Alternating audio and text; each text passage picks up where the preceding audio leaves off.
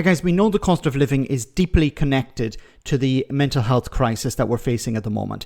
If people are not able to pay the bills, if they're not able to pay their rent, if they're not able to feed their family, this is having a detrimental impact on their mental health. If young people don't see a future for themselves, they don't see a possibility of owning their own home or starting a family or having long-term career prospects, this is impacting their mental health as well.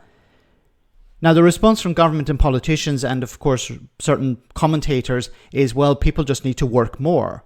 If they work harder, do more hours, earn a bit of extra cash, then they will get by. And this, of course, will alleviate their problems. We know that if you don't deal with mental health issues, you're not going to see productivity increases. And if you don't see productivity increases, this is, of course, going to impact mental health as well.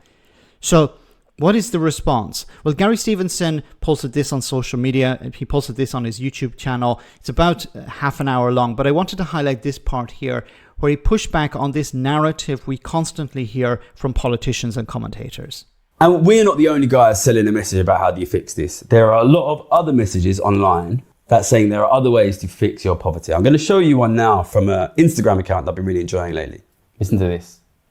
Slaves worked all the hours they were awake for their entire lives. I think, like, if they can do it, so can I. You know, Aldous Huxley once said that a really efficient totalitarian state would be one with slaves who do not have to be coerced because they love their servitude. The reason I wanted to show you that is because as we move further and further and further into this collapsing economy, and more people lose their minds, people are going to look for ways to get out of this that they think can protect themselves. And I think one thing that is super interesting about this is one of the other big solutions that people are being sold is if you just work harder, if you work really hard, maybe you will survive the collapse of your whole economy. And I think it's really appealing in this post-Thatcher Reagan world. There was a quote which Jack, my cameraman, told me from Margaret Thatcher. She said, "Economics are the method. The object is to change the soul." And I think that maybe 50 or 60 years ago, we might have lived in countries where people understood that the best way to protect your interests from the rich is to work together.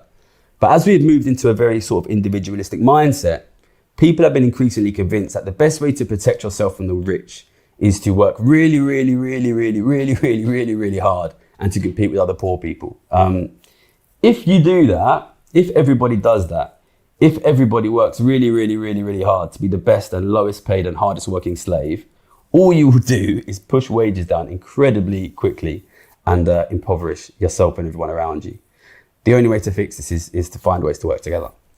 Agree 100%. We need to find ways to work together. We know that if you're part of a trade union, you have other people behind you when it comes to demanding higher wages or improving your working conditions.